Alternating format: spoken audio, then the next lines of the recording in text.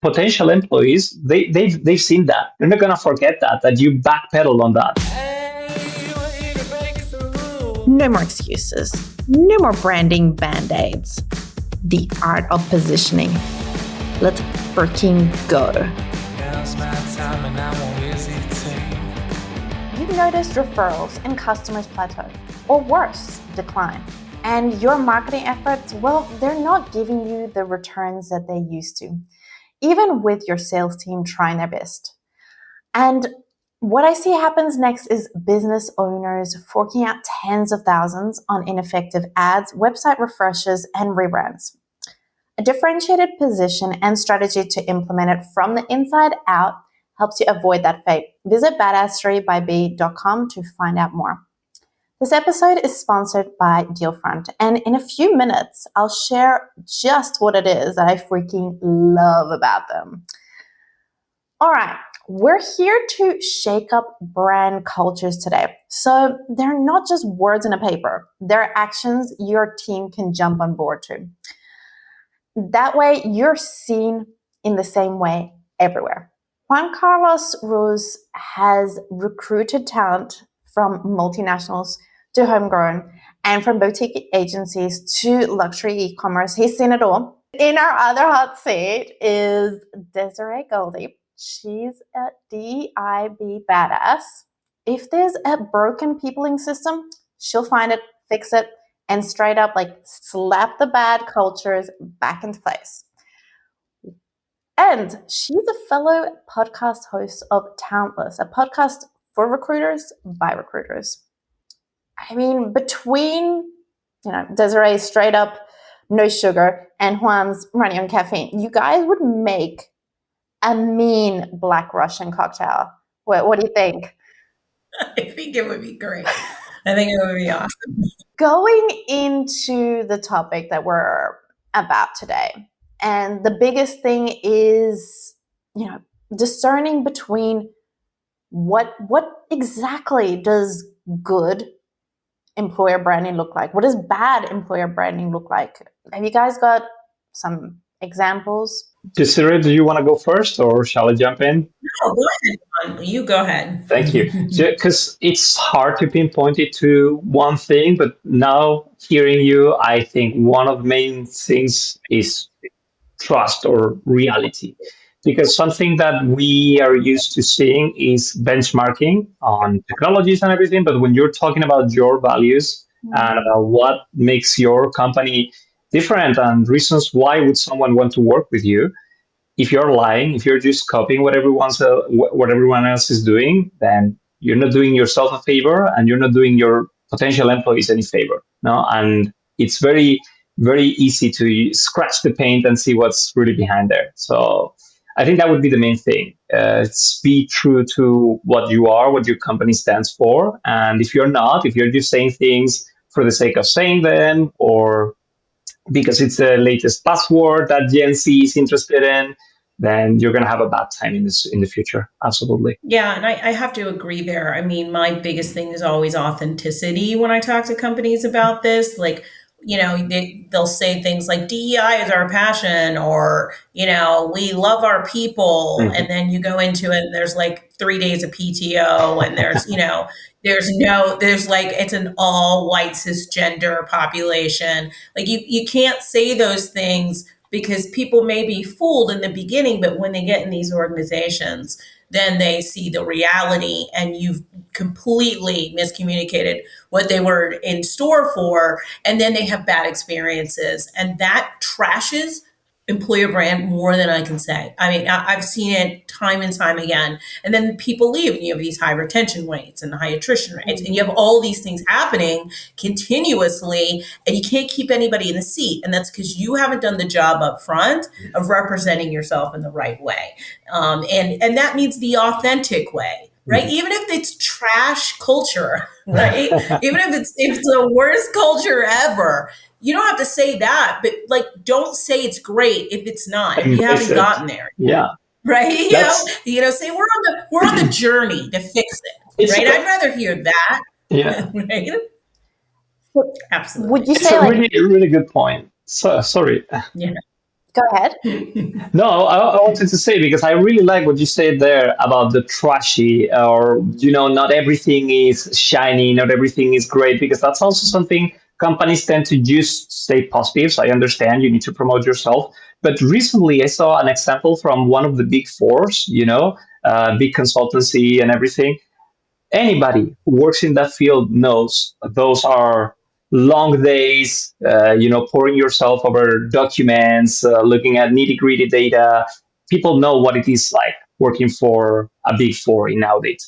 So, and I saw one of these actually in their job description talk about long days, tough projects, things like this. So put it out there. And the benefits they were talking on the other hand were, how you build collaboration and trust with your teams, with your clients. So actually actionable stuff, and not just talking about, yeah, no, we are a family. I'll go into that later. Things like that we hear all the time. They were actually making a strength of one of its well-known difficulties, which is these are hard jobs. Yeah. And please, if I just want to say, if you're still using family and the word associated with your Oh organization, my God. please just stop. I want you to take it out of Grammarly. I want you to take it out of all the things, because it's the worst word in the entire universe to use associated with work. It just is. Whether you're a great team, fantastic, but you are not a family. And even for the big four, where they spend 100 hours a week at work, you're still not a family. Absolutely. Right? You're just Absolutely. at work. There's this case. There's this famous case that just grinds my gears. It's Salesforce and their Ohana. Like, okay, we all know, anybody who's watched Lilo and Stitch knows what Ohana stands for. How this family that we build, people who are not blood family, but they are family because you grew up with them. This uncle who's not your uncle, but's been always around. That is, you can call that family. You can call that Ohana, whatever you want to call it. But to go into a company and say, oh yeah, these people sitting around you, they are your family now. Sorry, but that doesn't work like that. I choose that. No, maybe after years of working there, I feel like this person, hey, I want to have a beer with them. I want to celebrate something with them. But the company should not be telling me, yeah, this person is your family now. Can we have a referendum here? Like, let's look at, like, the brand here. You're taking in the values. These things reflect in, like, the hiring, the recruiting process, etc., and what that employer brand looks like. What are words that businesses should be like, instead of following, because every other business in their industry is like, oh, that's what they're doing in their little job descriptions, copy paste. What words should not be, aside from family? I'm not going to tell people how to write their job descriptions, but one word that always irritates me is like rock star. We're looking for rock stars. I don't know what that actually means. I mean, I'm going to go do my job and do it well. I guess I'm a rock star. For me, that's like every time I see a job description with it in it, I'm like, you could have written anything else. But like rock star, I don't know. I don't know. It grinds my gears. It probably doesn't bother anyone else, but it bothers me. No, it's really funny. Really funny example, because precisely today I was talking to a hiring manager in my company, and they were talking how they did not want any rock stars. They wanted team players. Because, the rock stars are guys who pick the ball and run, and they want all the flashes, all the attention at them. And that doesn't work in any team lately. And also, excuse me, but what is their concept of a rock star? A Pete Doherty kind of rock star that will fall asleep and show up to the concert 6 hours later and hangover? That is a rock star. The most ridiculous wording. Exactly. And that's a big part of what, say, for example, we're going through a brand strategy. It's like, hey, let's make sure that these words are not, they're objective. People people have a clear definition of that. So same thing of like rock star. It could mean something totally different. Like maybe for me, I'm like, okay, so I should bring in my guitar to work, or impact, results. We're result driven. right? Right. What does that mean? Because your results and my results, they're not going to be the Right. same. And since Yeah. I don't like that one either. Yeah. It's funny because I think also a common error is to go too much into the objective to the point that you're not talking about a value. You're talking about a skill. Like recently saw as a value, customer success. How I can be customer centric. I can be success oriented. You can call it different ways, try to put some background into it. But customer success in itself, that cannot be a value. Of course, I want my customer to be successful and I want to be successful around my customers, but that is not a value that anybody can identify with. You need to brand it, reward it in a way that makes sense as a value, as something that I can identify with. Yeah, absolutely. And I see that all the time. I think I see it more than I don't as taking a skill, right, or a position and making it into a value. That's not it's not a value, right?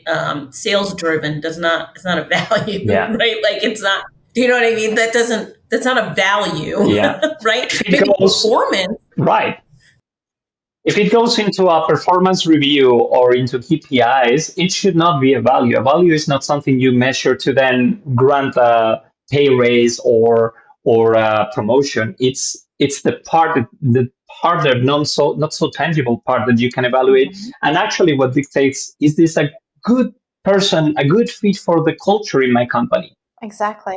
So, like, if everybody has, an upbeat, tongue-in-cheek sort of vibe, you're gonna want to like reflect that as well in your hiring criteria. And what are other examples? Say, for example, for businesses that they can take on board when they're looking at their hiring criteria to reflect their values, their positioning, so that more people kind of align with that rather than going through 100 interviews, etc., and just getting all different kinds of people. I think one of the first things is looking at your people and your people also depending on what area they're working because the sales team can be very different from the marketing team or very different from the backend developers, whatever. No. And if you're looking for a certain kind of people who fit in a certain team, the best you can do is say, okay, how is the successful people in our team? Are they extroverts who like talking, who like hanging out together, doing plans together? Or are they actually people who they're self-driven, they focus on their work, they like to take a project and take responsibility and interact when needed?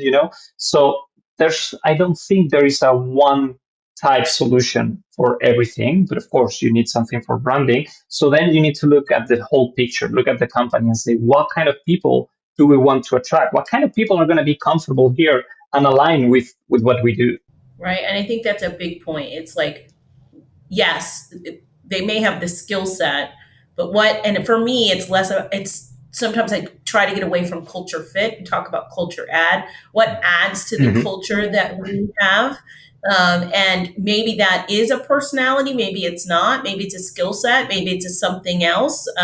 If I have a team of extroverts, just personally as a leader, I don't want sometimes don't want another extrovert because I don't need that, right? Mhm. So I have to look at that position in its entirety for that time period. So, and say, like, who is going to add to this team in a valuable way and really think about that. And it's just not, I was just reading a job description today and I was like, why this looks like a laundry list of skills that no one could possibly have, right? Like no one, I don't know what purple squirrel they think they're going to find for this job that has 42 bullet points on it. No one matches 42 bullet points. So I ask people all the time, like, please look at this job description and tell me what that person is doing every day. Mhm. What is essential to that role? What is going to add to your team? And what do you really need? And what are you going to be assessing for in that interview? Because if you're assessing for 42 bullet points, no one's getting through, right? No one's going to meet all of that. And if you're allowing, this is a recruiter thing, of course, but if you're allowing a hiring manager to give you 42 bullet points, recruiters, I really want you to press the brakes because you need to be doing a little better at your job and saying, this does not exist. How do we get to what you actually need on your team?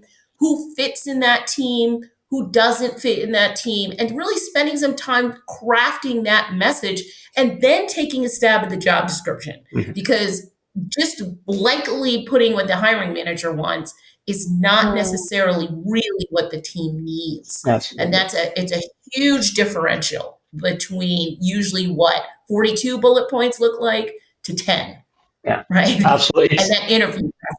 You totally nailed that because I'm so used to speaking to new hiring managers who think putting together a job description is making a wish list or a letter to Santa, and they just keep adding stuff. And I like to tell them, like, this is, each bullet point you give me is a filter.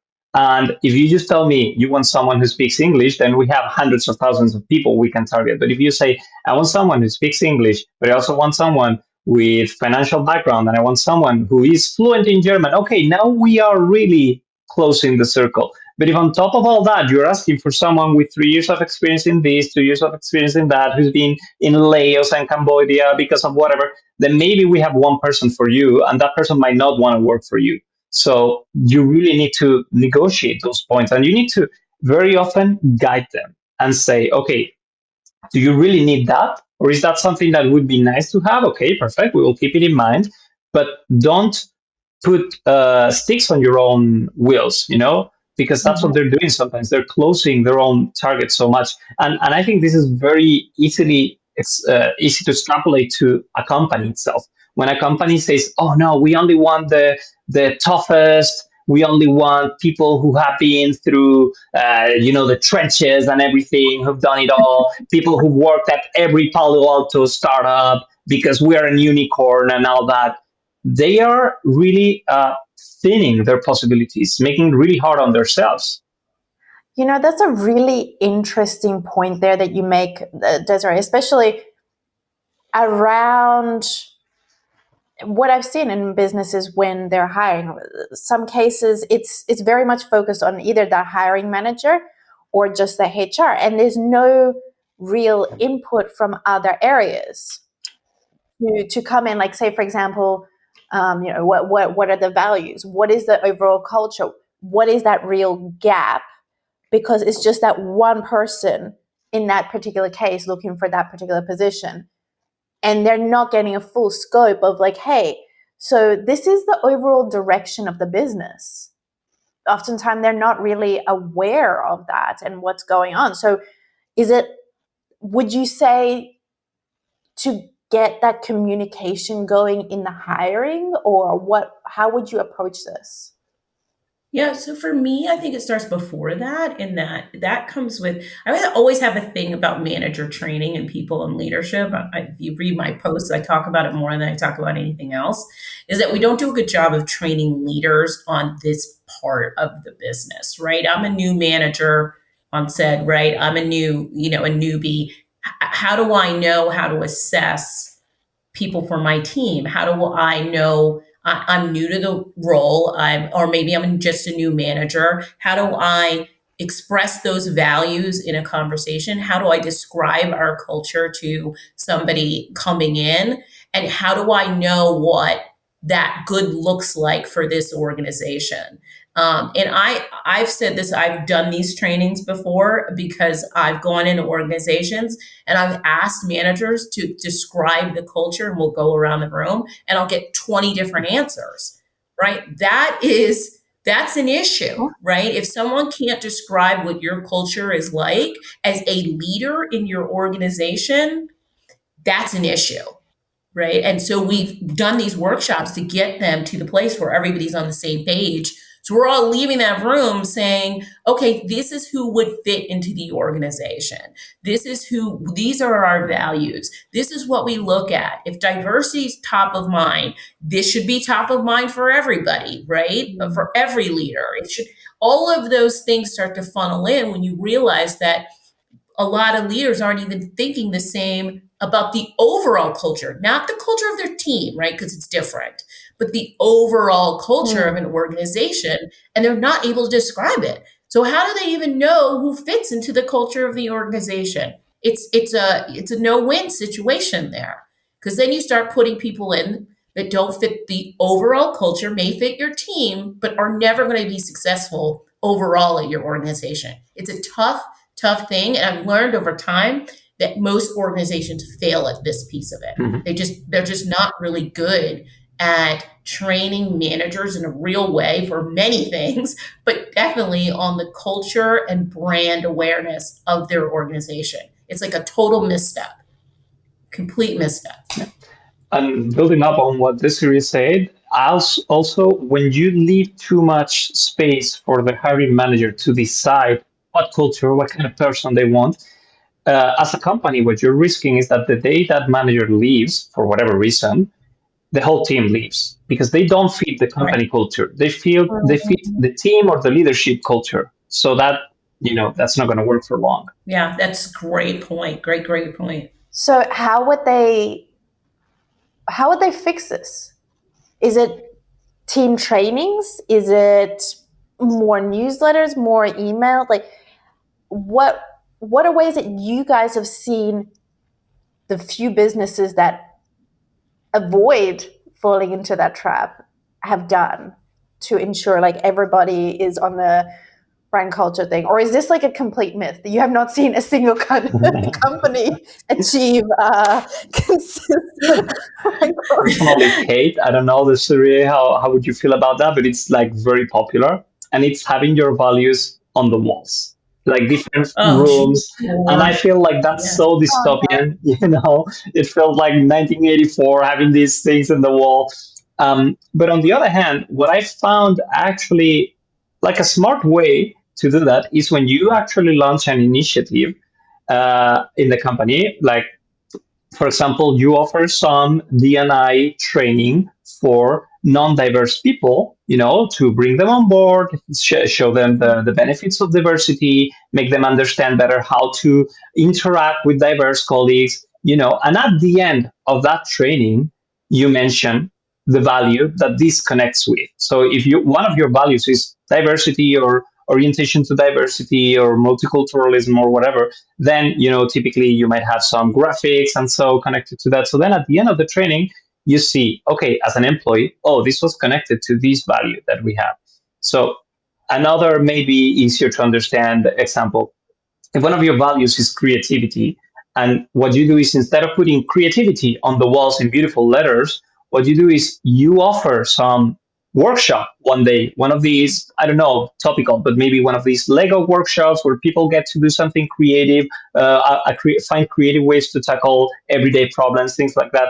And then when you're delivering any materials, any printed or even just a wrap up email or something, you mention that this training was to build on that value, creativity. Well, might not be the best example of a value, what we were saying No, before, it's a but really good example. And I do think some of this, and I do believe in it. I do believe that everything that you do in your organization, if you have values, they should be connected to a value, mhm. right? Not maybe all of them, but maybe one or two, one, I don't care. They should be connected Yeah. back to that Yeah. value. And if you can't make that work, then you should think about why you're even doing the initiative, right? In the first place, especially when you're coming from HR. Why are we doing this if it doesn't match one of the things we've said we value? Mhm. The other piece of this too for me is onboarding. I find that in most organizations, their onboarding, I'm going to say it sucks.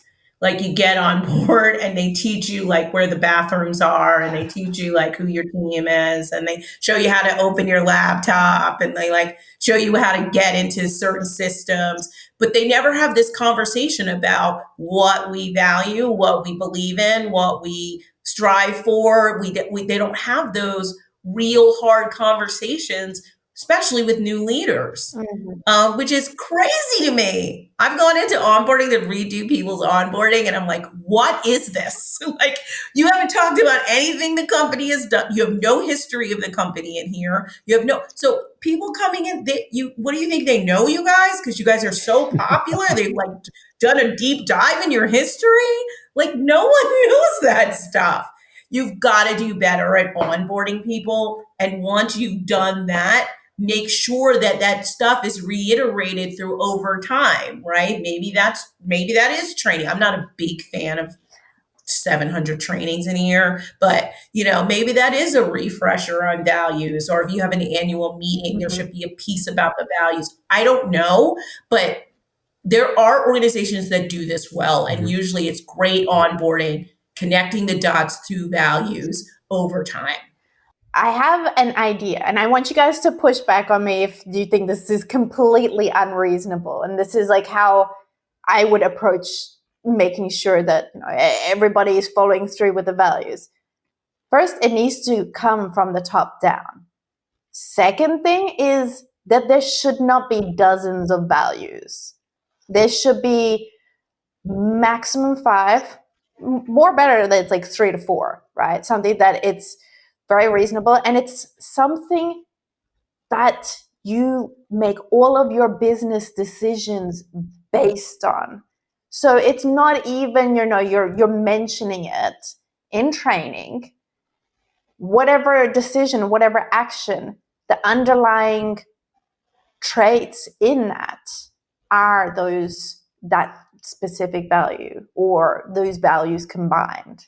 I'm going to slightly disagree with the first one because top down, it is top down. You need to start somewhere, but it needs feedback because it's something values can change over the course of the life of a company.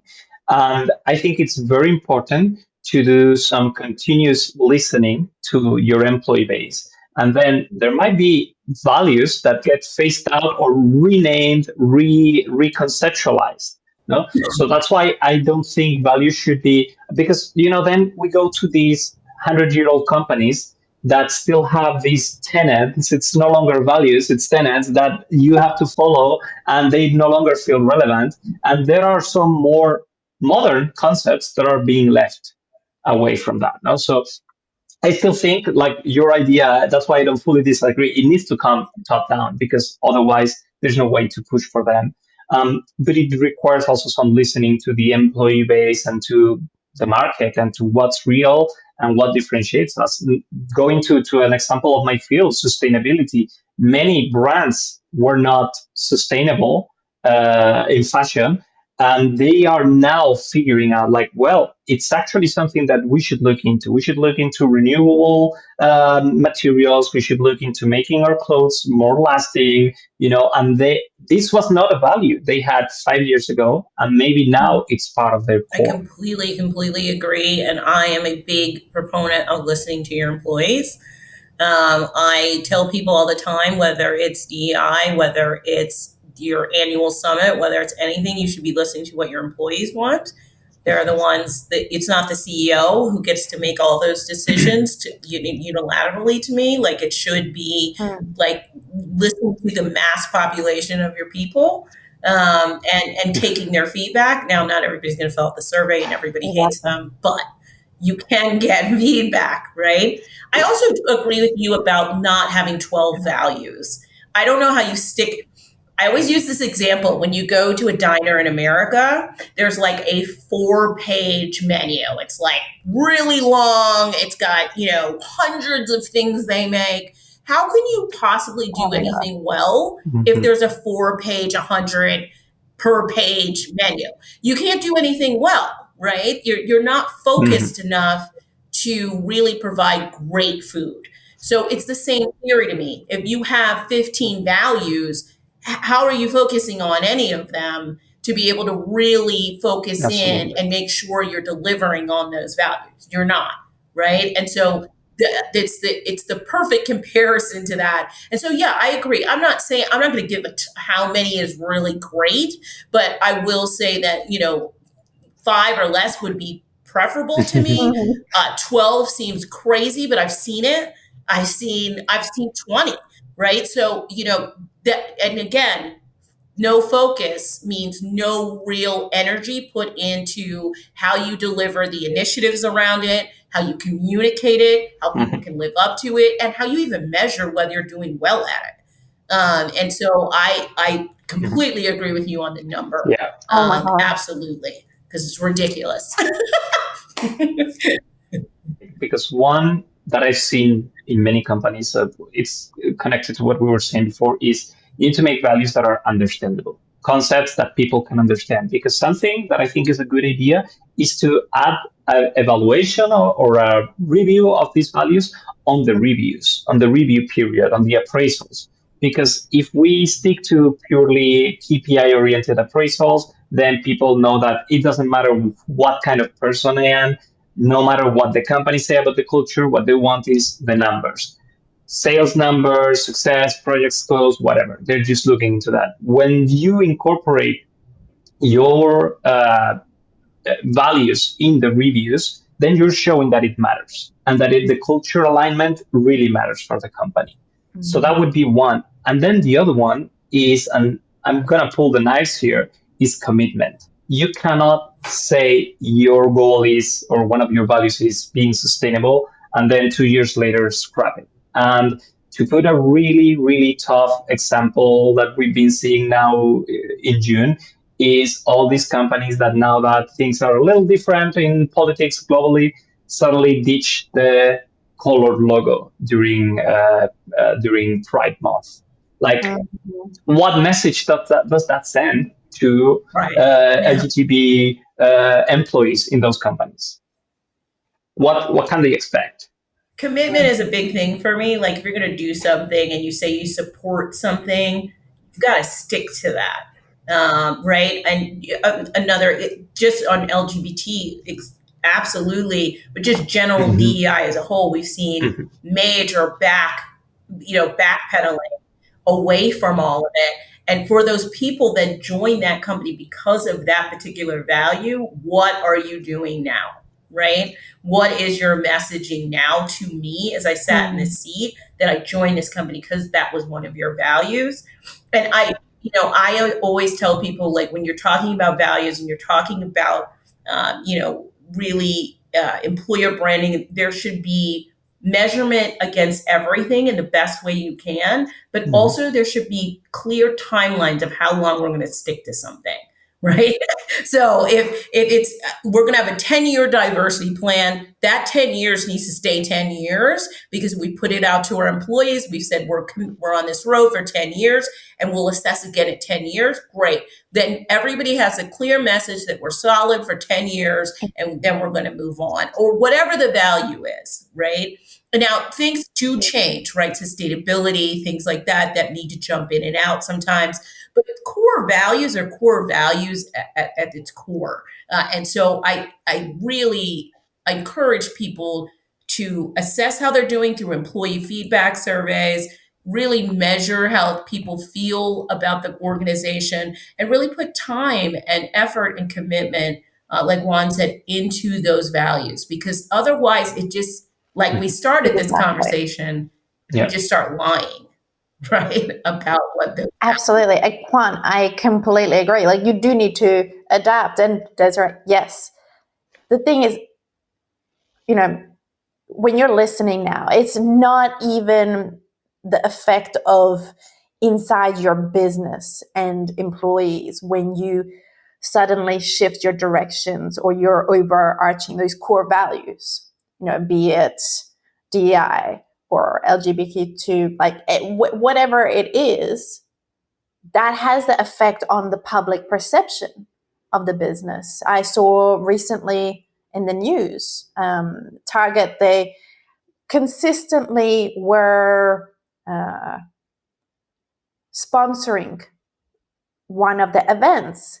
And because of changing news, changing directions, they stopped doing that. And that's reflected poorly on the business. So that's going to reduce trust, reduce loyalty. People will go to the competitors easily because of that. And I mean, I thought Target saw something like a 43% drop in foot traffic when they backed from DEI. These are the choices that you're making, though, right? It's not even just about your people, it's about your profits and your product and your services or whatever it is you do. People will back away from you because of lack of trust and commitment. Put a silly example, but you think teenagers, and you have this typical person that is telling a different story to different people. they're acting different. They're talking bad behind people's back here and there, but they are pretending to be everybody's friends. We've always met someone like that, no? And Mhm. the general perception of this person is, well, I don't trust them. They might be talking nice to me, but what are they saying behind my back? No. And this is the same when a company backpedals so quickly from the decisions they've made, and they show that they are just, putting their sails to whatever direction the wind is blowing today. Then there were customers that were going there because they align with those values. And if they say, oh, your values are not those, the problem also is if they backpedal again, that's not going to work because you have already seen that they never stood for those values. It was just a matter of, okay, what sells now? Does it sell to say that I am DNI oriented? Then, yeah, we are the top. Same thing with the flexibility and the work from home and the companies who completely embraced it. And then the moment things are changing, are like, oh no, we don't need that. You know, it's terrible because potential employees they've seen that. They're not gonna forget that you backpedal on that. Oh my God, return to work and return to office Oh, and work from absolutely. home are one of my biggest like anger moments right now. I think it was Starbucks who said, unless you live in Seattle or are willing to move to Hmm. Seattle, you can't work here anymore. Like, what? Like, are you crazy? Like, you hired me in Texas. I should work in Texas. Hmm. Now you're telling me I have to move my entire life to work for you? Exactly. Fantastic, because that's what they want. They want you to quit, Mm. right? That's the goal. They want you to leave, and that is the worst look for me to any organization. Hmm. It's just awful what you do to people's lives when you've hired them one way and tell them now you have to do it Yeah. another way or move your entire life or you're out. Like it's just it's the worst look for me as being people centric Hmm. that I've seen in a long time. And it's happening every single day. Yeah. Every single day, there's some new Uh, corporation saying you Please must stop me return to here if work. I'm going too much on a tangent, but I absolutely agree with you because we're seeing so many companies, big and small, and Amazon kind of started it, but there's so many Palo Altos that are following through the trend, and they're just overgrown companies that want to get rid of some people and to not spend money in severances. They're saying return to the office. They might not commit to that. They might, or they might have some real estate investments that they need to justify, all of that. The thing is, and I keep telling people in talent, who's going to leave your company when you announce that you're no longer flexible? You're going to lose a lot of diversity, of course, a lot of different mindsets of people who are working in different parts, who bring something else, different backgrounds, different cultures to your company. But not only that, who can afford to leave the company and to go to a company that is actually offering flexibility or so? People who are actually good performers, quality employees, people who are really really good. The person who is just staying in the job because they need to be paid, they're going to stay there, they're going to suffer through it, but they cannot really change jobs at that moment, or they cannot afford to go unemployed and look into something else. So the people you're losing a lot of talent. And then what's going to happen when you want to hire again? You're not going to be able to access that talent that knows they can afford finding a flexible company. They can wait a little longer until a company actually offers them full remote or actual couple days in the office, or stay where you are, fly here every once a month, whatever. You're really hurting your talent pipeline. Exactly. And, I think that all starts at that onboarding stage. And we'll put a pin in that for a moment and take a quick moment here to share an experience I had on Dealfront. One of the main signals of a good fit business to work with me is the time that a business has been set up. The longer the better, since much of what we've just been talking about here occurs. So it's a perfect time to realign before stagnating. And targeting on Dealfront lets me search by time in business combined with growth signals and so much more. All of the time saved on reaching out to the wrong fit businesses. Can they get more badass? Well, they've given you, my badass listeners, 10% off your trial in the link. So you get your free trial period and then 10% off. The link is in the description. And don't forget, if you're enjoying this episode, hit those subscribe and share buttons. So, in terms of onboarding to avoid these issues that we've just been talking about, Juan and Desiree, what are your thoughts in keeping them in line with your values, your positioning, and what techniques could they use? That's a big one. I've recently been working on an onboarding project, so it's been on my mind very recently, and it's funny because it's one of those things where one of the few exceptions where I think it really makes sense to bring the people in person for the training, for the onboarding, because I think one of the things where you can really see the values and people can see them in action is when you bring together people who are going to be working in the company for that onboarding. Because when you're onboarding the people, they might be from many different teams that are being onboarded at the same time. So they get to see, okay, what kind of people is being hired for the company? Yeah, I know they're hiring me. I met 2 or 3 different people, maybe more, during the interview process. But the moment you're being onboarded and you are with, no matter the size, some companies do 15 to 20 people onboardings. Some companies are bigger than that and they have groups of 50, if not even more, onboarding at the same time. You get to see what kind of people the company is hiring for their other departments. And you get to talk to the people. And that's where what Desiree was saying before, if the onboarding is properly designed and it touches the values that you are promoting, then you get to see, oh, these people, like if one of them is, I don't know, communication, direct communication, and so you get to feel that with the people that you're being onboarded. But you also need to see activities or reminders of what are those values, why are they important for the company? Is it just a name, or is it just a word, or is there a reason for this? And I think that's really important. That's what really can make a difference during an onboarding process. Yeah, absolutely. I mean, onboarding is obviously one of my triggers of like, you know, when I go into an organization or asking for my help, I'm always want to see their onboarding program, right? And so, because I want to understand what you're telling your employees, how you're telling it to them, how your onboarding is designed. And I agree with you. I believe in, even though I've been remote for 18 years or something crazy. Um, Bringing people together for onboarding is huge, right? It shows immediate connection. These are like-minded people. We're all joining together. You don't feel like you're on an island, right? There's all these people that are doing the same thing you're doing. We're all confused. We all don't know what's going on. It's like all of a sudden connection. It makes immediate connection. And it's not always possible, right? But if you can do it, I always suggest doing onboarding in person.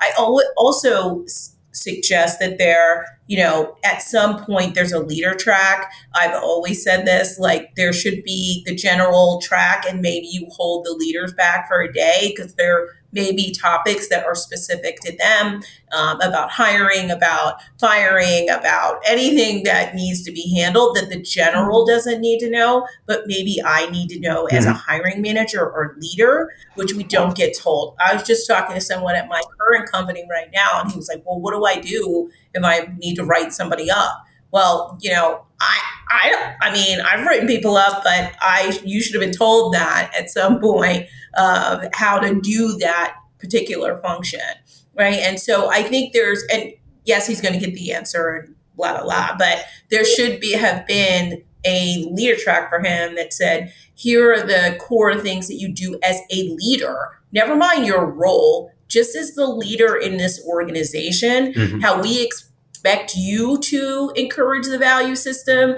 how we expect you to do certain tasks. Those are very different for leaders in an IC. It's a totally different track. Now, I do think there's obviously together, there should be some most of it should be general, but there should be like a half a day, even if it's an hour or 2 hours spent with just leaders. And it's worked so many times for me, that people walk out of that room more confident as leaders, and more Mhm. confident in general to go ahead and then just get into business, right? Just get into work. And that's important, for your organization as well, right? You want them to get to work as fast as possible, but with the best information. Onboarding is a huge missing piece for so many organizations. I'm going to say it one more time. Onboarding is such a huge missing piece for so many organizations. I can't say it enough. I can't say it enough because I don't think we really think about it. We're like, oh, we're going to give them this laptop, we're going to have them have this email, and they're going to go to work.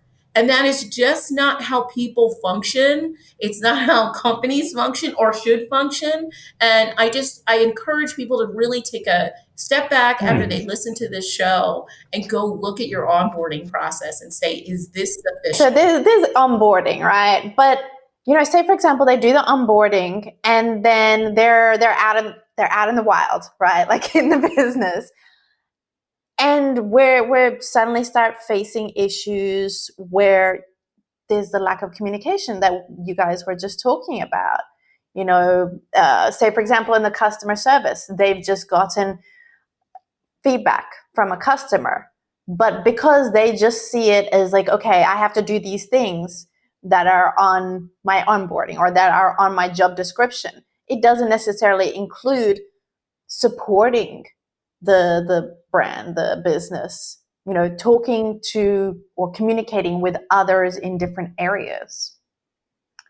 So what are your thoughts in terms of, okay, yes, after onboarding and making sure that that's nailed, that there's that consistency and there's that communication of initiative in terms of updates, etc., within the entire business? Yeah, I know for us at our organization, we do company wide calls. We have a bulletin that goes out consistently, about initiatives going on in the organization, about things that are changing, about new things. So I think, I've been at organizations in the past where that never happened and you never knew what was going on at the top. And I feel like that's not the best look, right? I think you should know what the top is doing because it influences your job. And I think the more communication that you can give to people, now you're not going to be able to tell them everything, right? But you are going to be able to tell them mass initiatives. You are going to Mhm. be able to report about the financials of the organization and how we're doing. You are going to be able to give people the confidence that when they go to work, especially in this climate, that when they go to work, it won't be their last day, right? That things are still progressing. And then there's always the Yeah. volunteer stuff and all those things. You should be communicating those constantly. And I love. Not everybody reads the bulletin, I'm sure, but I So love that we do personally. it. I love at least we do it, right? And that you could see it. If you want to be part of this organization and be honed in, you can go read that bulletin. So it's a big deal here. I know here it's a Mhm. huge deal. And then we have our CEO talk once a quarter. I think those two are great examples. In my company and in other companies I work at, we have like a monthly call where the CEO and the C level will explain what the business is doing, how we're faring, are we headed to difficult times, are we doing great, and we're gonna change this and that. That always not only brings engagement, but also, if done properly, can really build on the values as we mentioned before. And then in the terms of the inter-company communication, there's something that depending on how it's done, I think it's a double-edged sword, but it can be very beneficial. I mean, it's having, this sort of company social medias where people can post, people can share what they did, and I say it's double-edged because I've seen many cases where it's absolutely corporate driven and very top down, and all you see are posts that don't feel genuine. They're a picture of 3 or 4 employees saying, "Today we went to a meeting with this and that and that," and it feels like, "Oh my God, HR wrote this and that's it," and they got the picture with 3 employees and that's it. Whereas I've seen also the opposite, where you have an actual social media where employees are posting things like, hey, this evening, me and the guys from sales went to grab a beer and we found this really cool pub around the corner of the new office. If anybody wants to check, we'll be here next Friday, and that kind of stuff really builds community. And it can be also a great opportunity to highlight those values and say, look, these are real examples from our employees of how these things are happening. Great example to what Desiree said before. You have volunteer days, you have your team volunteering. Instead of going and making that an HR corporate post, let it happen naturally. Let them, after they went to that volunteer or run that marathon, post their pictures, their selfies, their celebratory whatever, because that will be genuine and that will bring attention for real and not feel like, yeah, the company's pushing this. Yeah, we have that too, Juan, and it's a great point. I totally missed on it. But yeah, that's a great one. We have it as well, and it is very personal. Like, I don't think HR post on it at all, actually. Yeah. It's totally employee driven, which is great, yeah, and it really does. You need to encourage the use of it, but it is such a valuable tool for us. You get to look at and we do a lot of thanks and congratulations on there, and new babies and all kinds of stuff on there. And so you get to So this is an internal or external like social media? It's an internal social platform. Yeah, there are different providers, that have these systems that look more or less like Facebook or so, usually very basic. So you can post an image, you can post some comments. Some are more elaborate, but yeah, usually they all work very similarly. And it's just in company. So you can only participate usually with your corporate email. So no externals can, let's say, interfere. But that's the thing, that sometimes it's really controlled by the corporate, and that's why it doesn't sound genuine. But the good examples, like Desiree was saying, that's where people feel comfortable posting there, sharing these things from the day to day, or just a recipe of something they learn. So that everyone can have that consistent culture, so that people can see updates, etc. It can be posted on there from every level, right? Mm-hmm. Now, what if we look at it going outwards and, say you're taking your business international or even across borders, across states? What are considerations or recommendations that you guys might have to ensure that the brand culture stays consistent despite whatever changes, especially if it's between countries? Even from one side of the country to another. I know, like East Coast, West Coast, there's going to be different opinions and ways of doing things. So thoughts, what are your thoughts? For me, I think the culture should be the culture. Now, I'm not saying that internationally how business is done doesn't change, right? Obviously, in the UK, it's not done the same in the US. We have offices in Dubai. It's not going to be the same as it is in the US, but the overall value system is the value system for the organization. The culture of what we believe in and how we support our people is the same. East Coast, West Coast people might disagree with me, but but I think that we, and for us, we are a global company. And, I think that because of the flexibility we have around work and how you work and when you work and how you do your work, it makes it easy to kind of feel like it's just the general culture.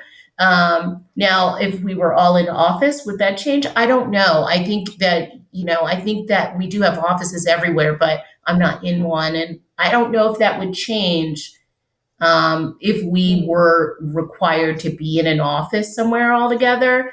Maybe that would change some of the perception of what culture should be here. But I don't know that to be true. I think that culture should be the culture. Now, if you have some weird value that doesn't really work in Dubai, I don't know. I mean, maybe that should be looked at, but I think most companies' cult values are kind of general. So I think that you could probably take them anywhere. And maybe if you can't, that Mhm. should be something you look at as you write your values as well. If you're a global company looking at, Or do don't these use that values country. apply across borders? You know what I mean? Absolutely. And that's probably a really good point. Like you're saying, business can be done very differently in Europe, from the US, from Asian countries. But if you're looking at people and you're looking at honest people, people who own their mistakes, for example, and you want to foster that kind of behavior and not people who when they make a mistake they hide it under the rug hoping nobody will find that, if you're going to foster that, you need to foster that in Europe, in the US, and in Asia equally. you know I think I'm going to be a bit negative here. I think the biggest challenge is in how the legal system of each country enables you or not to also support certain values. Because a big example here is PTO, paternity, maternity leaves, things like that. No, where we know that a company that has one foot in Europe and one foot in the US can really struggle with that. No, US colleagues that will wonder why the European guy is being 2 weeks out of office. You know, um, the European guy getting mad because he got an email at 8 p.m. and they are expecting an answer. These kind of things, they can really bring a lot of difficulties. And I think from my perspective, the best way a company can tackle that is going back to the very beginning, is being honest and saying, look, we support fathers and mothers Yeah. in our company. But unfortunately, we support them differently. Maybe in Europe, we have more tools to do so, but that doesn't mean we're going to leave our fathers and mothers in the US just hanging. They need to offer something.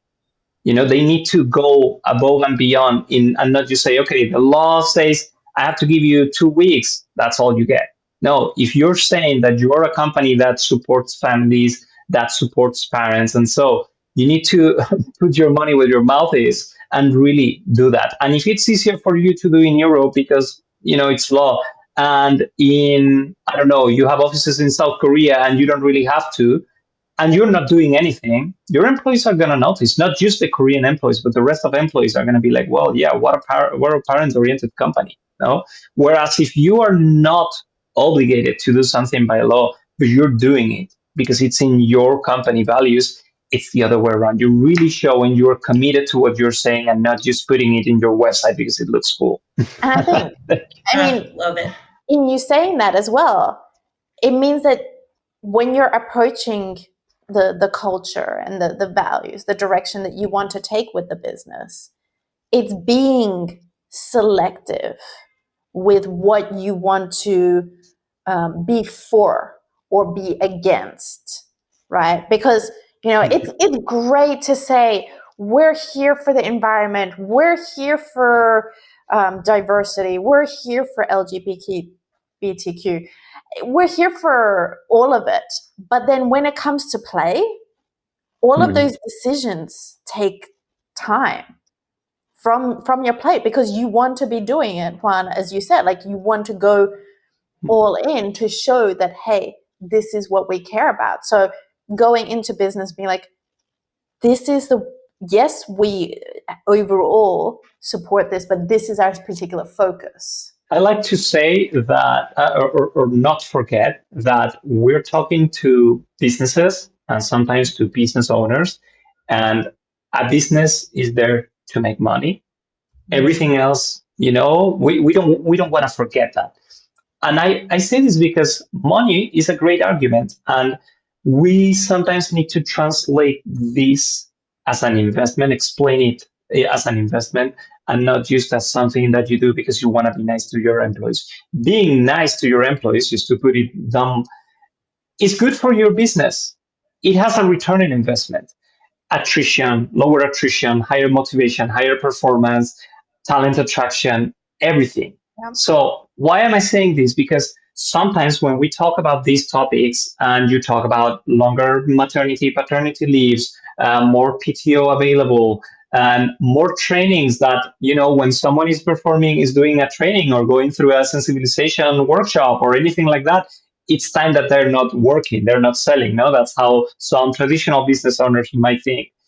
But that has a return in investment. Your employee who's connected to your values and who's really motivated, again, is going to perform better, is going to bring people into the company, because when there's an opening in the company, they're going to be preaching about it to their friends. You should work here. I love it here. They're gonna not be leaving. The company can be going through a hard time, things can be difficult, but they will stick with it, not because it's a family, but because they're really happy there and they see that you're trying and you're caring for your employees. And I think that's, in the end, the problem is it's really hard to monetize, but when you contextualize it properly, most directors, owners, and so understand that this has a return in investment. It's not just for the sake of being nice. Yeah, I did a presentation like 2 years ago, and I haven't done that one in a long time, but I showed some CEOs the cost of losing an employee, right, in actual numerical values, right? And those are things they understand, right? They understand money, right? And so they were able to see those numeric values, and I wrote them on a whiteboard and did the whole thing. And when we got down to it, was like $1.5 million per employee when I did it, right? So the cost of replacing somebody is more and than a just drop when salary. they see the number. 3 times more than their salary on some of the time. Right. And they're like, what? And I'm like, seriously, let's do the math.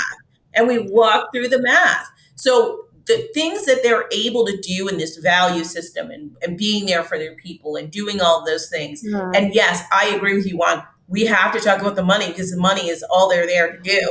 Right. Right. But in that comes the people. Right. And if you can show the loss of one employee is costing them this much money, it shows the value in providing a week more of PTO or something, or a training session or something ridiculous that they think takes away from profits. You're actually damaging yourself by having a bad culture, right? Having bad employer brand, having bad all of these things, because you are allowing people to walk out the door, not only walk out the door, but like Juan said, maybe talk bad about your company. Right? Because then who's in your pipeline? Then you're going to have crap pipelines for jobs, because everybody knows not to apply to you.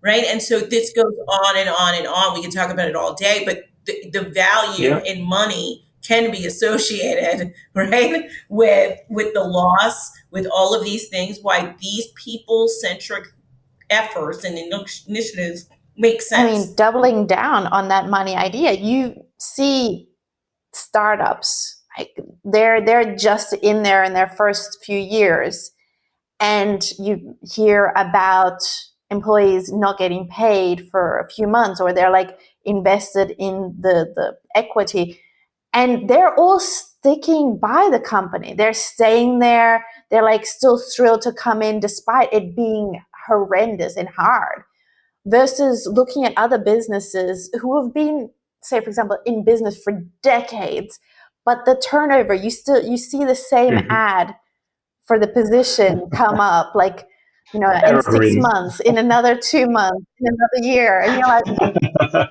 exactly. It never goes away. And so it never goes away. It doubles down on what you were just saying, Desiree. That cost of rehiring versus, a company that's just only started up and they've got their whole team really excited and thriving, like ready to go through those hard yards, regardless of what's included. And so, Juan, when you were saying about all these PTO foosball tables or whatever, like it doesn't really matter, does it? Exactly. Because they probably don't have those, like the ones in these startups. Exactly. A foosball table, a ping pong table, a beer tap is not going to make someone not quit your company. Simple as that. What's going to make someone not quit your company when you're not giving them the salary raise they expected, or inflation is rampant and you're not compensating that somehow, what's going to Mhm. make that person stick is to see that the company is committed. That, I we said before how we all agree that we hate the concept that we're a family and all that. There's another one that's very topical, but I actually like, and it's the we're on the same ship. Because on a ship, you might not want to be on the ship, but you are on the ship with other people, no? And if the waters are wild, you're all in the same ship. Right. So it makes sense to work together and to, if you like the people you're with, not to jump in the next lifeboat, and put your elbows there to get there first, but to say, okay, let's see, can we take this to a healthy point, no? And what really makes people stay is see that the company is true to those values that they were hired for, and that their colleagues, their managers are sticking there for that reason too.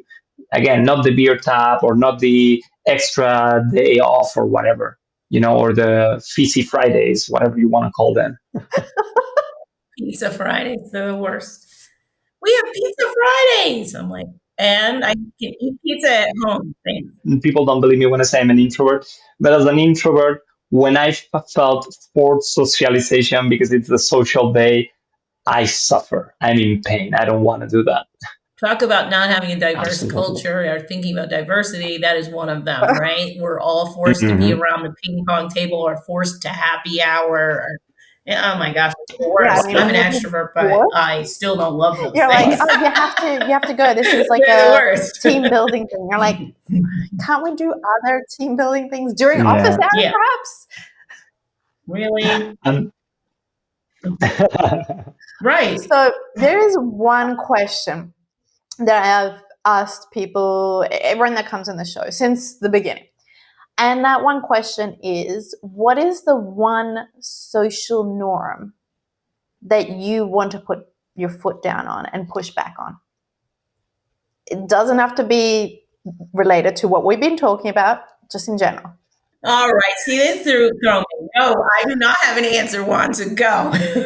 something now and then say, there was a better option. But there's one that I really like because I kind of mentioned it before, and it's ownership. And this goes beyond work, beyond work life. It goes into personal life. It's Mm. ownership. You mess up, don't hide it, accept it, explain it if you have to explain it, but don't just shove it under the rug and hope nobody notices, you know? Mm. And I think it's something that we are seeing, getting too many people getting away with it. And it comes, from what we see on TV with politicians, with famous people. They don't own to their mistake. Everybody's, nothing sticks to them, no? And that happens a lot also in personal life, in work. And I feel like it's the opposite. I mess up, I have no problem saying sorry, apologizing, maybe explaining, oh, I read this wrong, whatever. But that's it. Learn, move on, do better next time. I think for me, mine's like lack of empathy and leadership for me. I talk about this a lot, and you know, I I want people to treat people as humans because they're human. And I feel like we're not doing that enough. And so we're left with these toxic cultures, toxic leadership, like people who don't feel safe in their environment at work, all of these things because we're not bringing empathy into the workplace. Listen, I know it's a place to make money and that's what the company's there for, but you can still have empathy while you do it. And that for me goes into how you craft policy and procedure. It follows into it can go into so many little nuggets of every organization is how we talk about empathy towards other humans. And I think the capitalistic culture of the United States is not built on that, right? It is not built on empathy. And so, in a lot of US companies, you see a lot of lack of empathy across the organization. And it's just been learned over time, over decades of time. And so leaders think they need to come in and be, like this regimented crazy person. And we lose what we should be doing for other humans and really speaking to them like people and treating them like people who have families, who have dreams, who have aspirations, who have goals, all of those things. And so I think that's mine. I focus on it a lot when I talk. Empathy and understanding for me is what's missing, especially in United States organizations. So I always push back on why we're not doing it. Do you think that'll get worse or better with AI? Listen, I think AI is going to be an interesting place to see how we're so early. I think people think we're really far down the line in what AI has done, but we are not. We are at the beginning of this journey. And I think it's going to be interesting to see. I mean, everybody says in talent that everybody's going to lose their jobs, right? That recruiters going to get replaced. All these things are going to happen. I think it changes how work gets done. But that doesn't mean that the work still can't get done with empathy when there's a human involved, because I do believe at some level there's always got to be a human. And so that those humans who sit in those seats Absolutely. I need to think still AI have is that. another one of those double-edged tools, and we're seeing it. We're seeing departments getting replaced by AI, and that's again another message you're sending, because I don't think those solutions are going to stay long. It's a great tool. AI is a great tool, but it needs a person next to it. And I think, on the other hand, it could be great precisely for different able professionals to be even more easily included in the workplace, or for neurodivergent people to work to feel comfortable to interact with their colleagues. It could have all these light side applications instead of those dark side applications of AI that we're seeing, where a company is like, oh, who can we replace with AI? And let's try that. Because again, you use humans to build that AI, and then you go and replace them. That's going to work for only so long. And then you're going to need the people again. And when people know they were in the past replaced by AI, who's going to come and train your next model? You're destroying your own system. We've covered a lot of ground. Thank you so much, Desiree, Juan, for making this extra badass. Reach out to them and catch that deal for access in the episode description. And to you, my badass listener, thanks for listening to the Art of Positioning podcast. If you've loved this episode, a 5-star review goes a long way.